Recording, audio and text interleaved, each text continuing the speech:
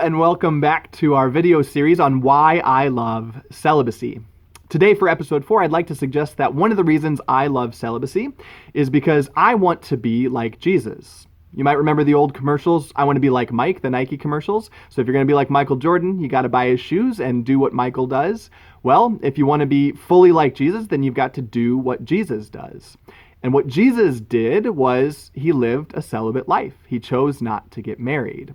Now, this doesn't mean he didn't live out authentic relationships of love. No, he lived out probably more full, authentic relationships of love with women and men that were around him. In fact, now that I think about it, that'd be a really good topic for a talk, but we'll have to leave that for another video series. But suffice it to say for now, Jesus chose to be celibate, chose not to get married, which was the predominant thing at the time. Men would get married and have a family. That was the predominant thing in that culture.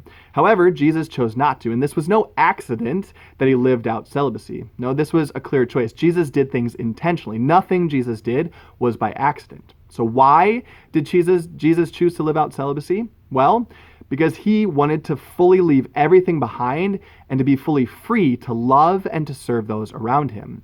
And as priests, we participate in that priesthood of Christ, in that celibacy that he chose to give. And the reason we choose celibacy is as a gift, just as Jesus gave his life as a gift. So to the priest, if he's going to give his life as a full gift, to be fully free to give his life to others, then he's got to be willing to leave everything else behind, to be fully united with Christ, to be fully Christ's, and to fully give himself out of love and service to others. This reality was made painfully aware to me one time when I was on a retreat in college. I was on the Antioch retreat team when I was in college, and at the time I was dating somebody, and she was also on the retreat team. And when I was on that retreat, I was basically the worst boyfriend in the world. I spent virtually no time, energy, effort, or emotion on my girlfriend, and basically all of my time, energy, effort, and emotion on the retreat itself, on ministry to those on retreat, to getting to know them, to talking to them, to helping them grow closer to Christ. And I found that I wasn't being a very good boyfriend and that there was a tension between these two things. One was spending time, energy, effort, and emotion for one good, my girlfriend. The other, time, energy, effort, and emotion on the mission of the retreat, on serving others and loving others. And I didn't like that tension. It wasn't a good tension. And so after the retreat, I fully expected my girlfriend to maybe kick me to the curb and dump me. She probably would have been justified in doing it. But more so, I felt a deeper call in my heart to live out authenticity and freedom, to fully serve, to fully be Christ's, and to fully be able to love and serve those around me. And in order to do that, it might mean giving up a good, a wife and kids, that vocation of marriage.